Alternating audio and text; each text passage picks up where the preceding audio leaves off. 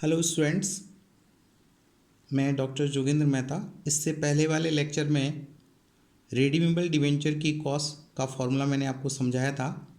आज के लेक्चर में हम एक एग्जांपल से रिडीमेबल डिवेंचर की कॉस्ट निकालना सीखेंगे। तो स्टूडेंट्स देखिए, ये मैंने क्वेश्चंस लिखा है।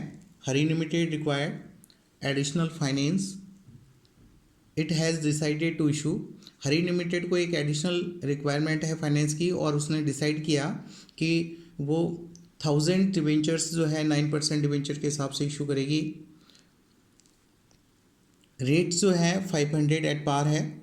तो सबसे पहले स्टूडेंट, जब हम क्वेश्चंस पढ़ेंगे तो सबसे पहले आप ये डिसाइड करेंगे कि क्वेश्चंस में क्या बोल रहा है, कि डिवेंचर इशू कर रहा है, प्रेफरेंस शेयर इशू कर रहा है, या इक्विटी शेयर्स है, या रिटेन अर्निंग है। तो सबसे पहले हमने ये देख लिया है कि क्वेश्चंस में डिवेंचर इशू कर रहा है। अब डिवेंचर की कंडीशंस कौन सी है, रिडीमेबल की है या इररिडीमेबल की कंडीशंस है। तो सबसे पहले हमने ये देख लिया है कि क्वेश्चंस में रिडीमेबल की कंडीशंस है, डिवेंचर्स इशू कर रहा है और रिडीमेबल की कंडीशंस है। तो उसके बाद हम लोग क्या करेंगे, रिडीमेबल का फॉर्मूला हम लिख देंगे। देखिए, रिडीमेबल का फॉर्मूला मैंने लिख दिया है, cost of debenture before tax. पहले हम बिफोर टैक्स निकालेंगे, फिर उसके बाद हम आफ्टर टैक्स निकालेंगे। तो सबसे पहले अब हम इंटरेस्ट का कैलकुलेशन करेंगे कि इंटरेस्ट हम कैसे कैलकुलेट होगा। देखिए, इंटरेस्ट निकालने का मैंने कॉन्सेप्ट पहले भी फॉर्मूले में मैंने आपको समझाया था।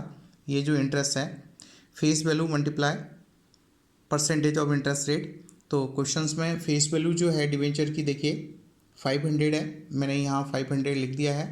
उसके बाद 9% जो है, ये 9% डिवेंचर्स की रेट है, तो 9% डिवेंचर की रेट लिख दिया। तो 500 का 9% हम कैलकुलेट करते हैं तो आपके पास 45 आ गया, और फॉर्मूले में मैंने 45 यहाँ मेंशन कर दिया है। उसके बाद मुझे मैच्योरिटी वैल्यू कैलकुलेट करनी है कि मैच्योरिटी वैल्यू कितनी है। मैच्योरिटी वैल्यू जो हम कैलकुलेट करते हैं, रिडम्पशन ईयर के पास ही क्वेश्चन में इंफॉर्मेशन होगा। मैच्योरिटी वैल्यू रिडम्पशन ईयर के पास होगा। तो देखो, रिडम्पशन ईयर जो है ये रिडीमेबल आफ्टर 8 ईयर, तो रिडीमेबल ईयर जो है 8 ईयर है, और एट पार पे कह रहा है। तो इसका मतलब हुआ कि जो मैच्योरिटी वैल्यू हमारी कैलकुलेट होगी वो फेस वैल्यू पे कैलकुलेट होगी। इसका मतलब कंपनी ने 500 रुपीज़ का डिवेंचर इशू किया था, और कंपनी को 500 रुपीज़ ही पे करना है। तो मैच्योरिटी वैल्यू 500 आ गया है, और मैंने फॉर्मूले में वैल्यू पुट अप कर दिया है 500। उसके बाद एनपी हमें कैलकुलेट करना होगा, एनपी नेट प्रोसीड्स कैलकुलेट करना होगा। तो स्टूडेंट्स आप ध्यान दीजिएगा कि जो मैच्योरिटी वैल्यू होती है रिडम्पशन के कंडीशन के पास होती है, रिडीमेबल की कंडीशंस के पास होती है, जबकि एनपी जो होता है, जब कंपनी डिवेंचर इशू करती है उसके पास इंफॉर्मेशंस होता है। तो यहाँ हम देखते हैं कि कंपनी इशू किस पे कर रही है, क्योंकि एनपी की जो कंडीशंस होती है, NP calculate at the time of issue, at the time of sale. तो कंपनी जो इशू कर रही है, यहाँ क्वेश्चन में इंफॉर्मेशंस नहीं है, और रिडीमेबल भी पार पे है और इशू भी पार पे है। तो एनपी की जो कंडीशंस होगी हमारी पार वैल्यू पे ही होगी। तो एनपी जो हम कैलकुलेट करेंगे पार वैल्यू पे ही कैलकुलेट करेंगे। देखो, एनपी कैलकुलेट करने का, नेट प्रॉफिट्स कैलकुलेट करने का है face value minus cost of issue. अब फेस वैल्यू हमारे पास 500 था कि कंपनी ने 500 का डिवेंचर इशू किया था, तो 500 हमने यहाँ लिख दिया है।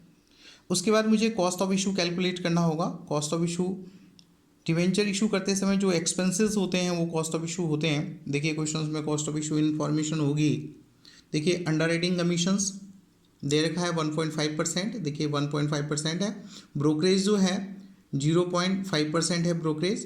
प्रिंटिंग एंड अदर एक्सपेंसेस जो है हमारे पास 1000 रुपीज़ है। तो हम लोग जो कैलकुलेशंस करेंगे, देखिए फेस वैल्यू आपकी 500 हो गई, कॉस्ट ऑफ इशू अब कैलकुलेट, देखिए ये रहा, under writing commissions is equal to 500, 1.5% मैंने कैलकुलेट किया है, 7.5% आ गया है। उसके बाद हम लोग कैलकुलेट करेंगे, ये देखिएगा ब्रोकरेज, ब्रोकरेज की इन्फॉर्मेशन है 500 का 0.5%, 2.5% आ गया। अब हमारे पास जो कंडीशंस हैं, प्रिंटिंग एंड अदर एक्सपेंसेस जो है वो टोटल कॉस्ट पे गिवन है। देखिए, ये टोटल कॉस्ट गिवन है क्वेश्चन में। प्रिंटिंग एंड अदर एक्सपेंसेस जो है 10,000 है। और हमने सारी इन्फॉर्मेशन जो कैलकुलेट की है वो पर डिवेंचर के आधार पर कैलकुलेट की है। तो जो 10,000 है उसमें हम नंबर ऑफ डिवेंचर से डिवाइड करेंगे। तो आपके पास नंबर ऑफ डिवेंचर देखिए, ये नंबर ऑफ डिवेंचर है, थाउजेंड्स डिवेंचर कंपनी इशू कर रही थी, तो हमने थाउजेंड्स का डिवाइड कर दिया है। तो 10,000 में हमने 1000 से डिवाइड कर देंगे तो हमारे पास जो वैल्यू आई है वो 10 आ गई। इस तरीके से हमारे पास कॉस्ट ऑफ इशू आ गया है, 20 हमारे पास कॉस्ट ऑफ इशू है। तो हम लोगों ने क्या किया है, 500 में से 20 इसमें से लेस कर दिया है, 480 जो है आपकी एनपी निकल गई है। अब फॉर्मूले में हम वैल्यू पुट अप करेंगे, 480 हमने कैलकुलेट कर दिया है। उसके बाद हमारे पास मैच्योरिटी वैल्यू हमने लिख दिया 500, एनपी हमने 480 लिख दिया है। एन का मतलब है redemption year, 8 year redemption year था क्वेश्चन में, देखिए 8, तो मैंने 8 यहाँ लिख दिया है, 8 मैंने लिख दिया।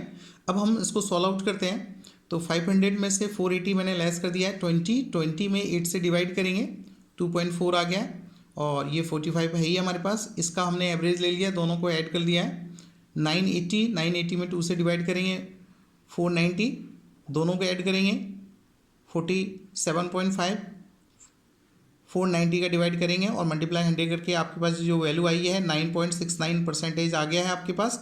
ये जो वैल्यू आई है ये केडी बिफोर टैक्स आ गई।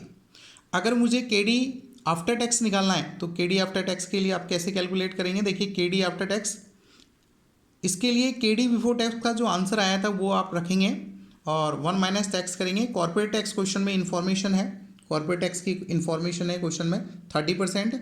कॉर्पोरेट टैक्स मैंने लिख दिया है, देखिए 1 में से 0.30 मैंने लेस कर दिया 0.70 और 0.70 मैंने इसको मल्टीप्लाई कर दिया है। तो मेरे पास जो आंसर आया है 6.783% हमारे पास आ चुका है।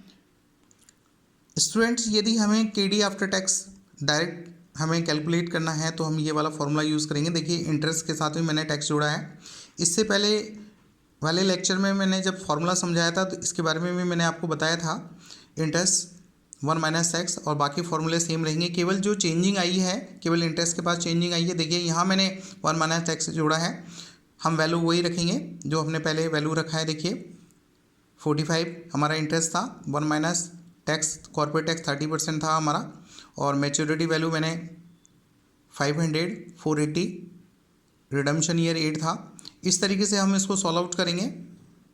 देखिए आपको क्या करना है, इसमें से 1 में से 0.30 कॉर्पोरेट टैक्स लेस करना है, 0.70 इसको मल्टीप्लाई करके यहाँ रखना है, और ये जो वैल्यू आई है इसको हम इसमें से जोड़ेंगे। तो इस तरीके से हमारे पास कैलकुलेशन आ चुका है, और ये जो वैल्यू है हमारी केडी आफ्टर टैक्स कैलकुलेट हो चुकी है। कई बार क्वेश्चन में केडी आफ्टर टैक्स डायरेक्ट पूछता है तो यही वाला फॉर्मूला यूज़ करेंगे। स्टूडेंट्स, इस वाले फॉर्मूले से हमारी वैल्यू एक्यूरेट आती है, किसी प्रकार की कोई दिक्कत नहीं आती है।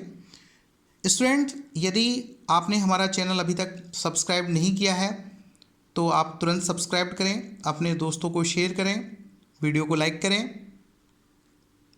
मेरा वीडियो कैसा लगा आपको कमेंट सेक्शन में ज़रूर बताएं।